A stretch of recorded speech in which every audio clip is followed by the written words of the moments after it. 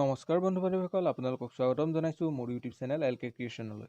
বন্ধু বান্ধৱীসকল, director of health service অৰ্থাৎ অসমৰ স্বাস্থ্য বিভাগৰ ফালৰ পৰা আজি এটা এডভাৰটাইজমেণ্ট প্ৰকাশ পাইছে আৰু নতুনকৈ পদ মুকলি হৈছে 814টা।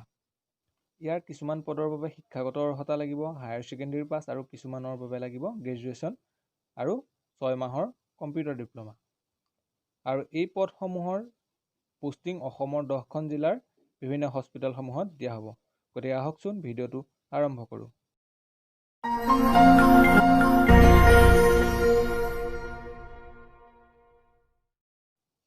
বন্ধু বান্ধৱীসকল, এইটো হৈছে DHSৰ অফিচিয়েল এডভাৰটাইজমেণ্ট আৰু এই এডভাৰটাইজমেণ্ট অনুসৰি অহা 10 ছেপ্টেম্বৰৰ পৰা 24 ছেপ্টেম্বৰৰ ভিতৰত প্ৰাৰ্থীৰ পৰা আবেদন বিচৰা হৈছে। প্ৰাৰ্থীসকলে অনলাইনৰ যোগেদি পোষ্টসমূহত এপ্লাই কৰিব পাৰিব। প্ৰথম পদটো হৈছে হেল্থ এডুকেটৰ। ইয়াত খালী পদ আছে 56টা আৰু ইয়াৰ বাবে কোৱালিফিকেশ্যন লাগিব গ্ৰেজুৱেশ্যন, আৰ্টছ, কমাৰ্চ বা ছায়েন্সৰ পৰা আৰু 6 মাহৰ কম্পিউটাৰ ডিপ্ল'মা লগত লাগিব। আৰু দৰমহা হ'ব 14,000ৰ পৰা 60,500 টকা আৰু গ্ৰেড পে হ'ব 7,400 টকা।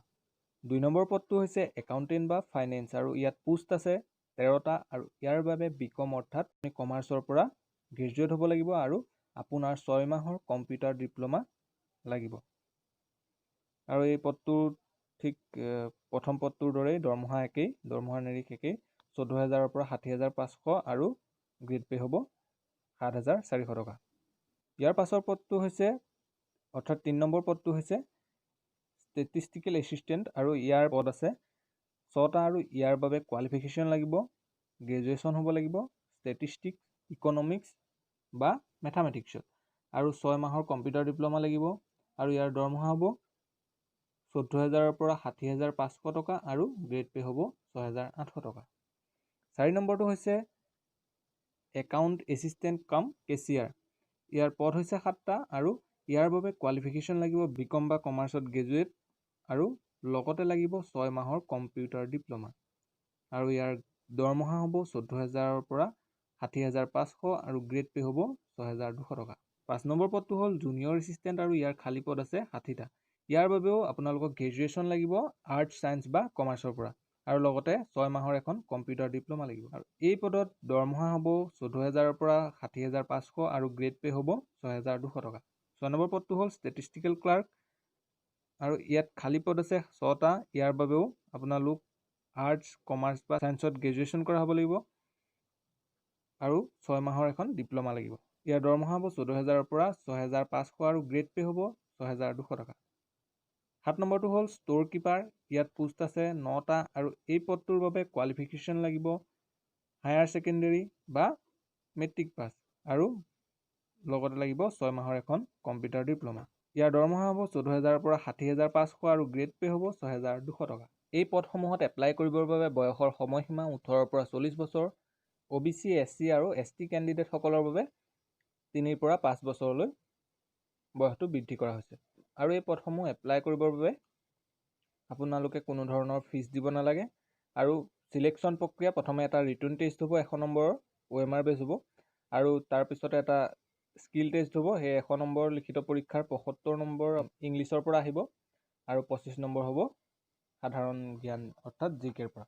এই পদসমূহত মোবাইলৰ যোগেদি কেনেদৰে এপ্লাই কৰিব পৰৱৰ্তী সময়ত ভিডিঅ' দিম, আপোনালোকে মোৰ চেনেলটো ছাবস্ক্ৰাইব কৰি ৰাখিব।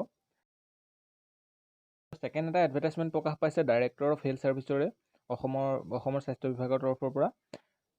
প্ৰথম পদটো হৈছে ফাৰ্মাচিষ্ট আৰু ইয়াৰ পদৰ সংখ্যা হ'ল 55টা আৰু ইয়াৰ বাবে প্ৰাৰ্থীজনৰ ফাৰ্মাচীত ডিপ্ল'মা বা চাৰ্টিফিকেট থাকিব লাগিব। আৰু এই পদটোৰ দৰমহা হ'ব 14,000ৰ পৰা 60,500 টকা আৰু গ্ৰেড পে হ'ব 7,400 টকা।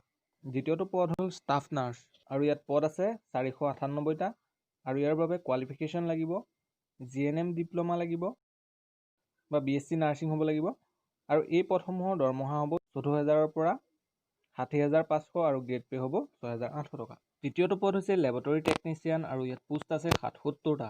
আপোনালোকে এই পোষ্টটোত এপ্লাই কৰিবৰ বাবে হায়াৰ ছেকেণ্ডেৰী পাছ কৰাৰ লগতে লেবৰেটৰী টেকনিচিয়ানৰ ডিপ্ল'মা বা চাৰ্টিফিকেট থাকিব লাগিব আৰু ইয়াৰ দৰমহা হ'ব 14,000ৰ পৰা 60,500 আৰু গ্ৰেড পে হ'ব 6,200 টকা। 4 নম্বৰটো পদ হৈছে ব্লাড বেংক টেকনিচিয়ান আৰু ইয়াত পোষ্ট আছে 11টা আৰু ইয়াৰ বাবে হায়াৰ ছেকেণ্ডেৰী পাছ কৰাৰ লগতে লেবৰেটৰীত টেকনিচিয়ানৰ যিটো চাৰ্টিফিকেট থাকে সেইখন আপোনালোকৰ থাকিব লাগিব। আৰু ইয়াৰ দৰমহা হ'ব 14,000 পৰা 60,500 টকা আৰু লগতে গ্ৰেড পে' হ'ব 6,200 টকা। আৰু 5 নম্বৰটো পদ হৈছে ড্ৰেছাৰ আৰু ইয়াত পদ আছে 15টা। ইয়াৰ বাবে হায়াৰ ছেকেণ্ডেৰী লাগিব আৰু মিনিমাম 3 বছৰ এক্সপিৰিয়েঞ্চ লাগিব। আৰু এই পদসমূহৰ বাবেও চিলেকশ্যন প্ৰক্ৰিয়াটো ঠিক আগৰ পদসমূহৰ দৰে একেধৰণৰ হ'ব। আৰু এই পদসমূহৰ বাবে আপোনালোকৰ যিটো অনলাইন এপ্লিকেশ্যন সেইটো 10 ছেপ্টেম্বৰৰ পৰাই আৰম্ভ হ'ব। বন্ধু বান্ধৱীসকল, আপোনালোকে মোবাইলৰ জৰিয়তে এই পদসমূহত কেনেদৰে এপ্লাই কৰিব ইয়াৰ বিষয়ে মই পৰৱৰ্তী ভিডিঅ'ত জনাম। আপোনালোকে যদি এই ভিডিঅ'টো চাই ভাল পালে তেনেহ'লে লাইক কৰিব, শ্বেয়াৰ কৰিব আৰু ছাবস্ক্ৰাইব কৰিবলৈ নাপাহৰিব যাতে পৰৱৰ্তী ভিডিঅ'ৰ ন'টিফিকেশ্যনসমূহ আপোনালোকে পাই থাকে। ধন্যবাদ।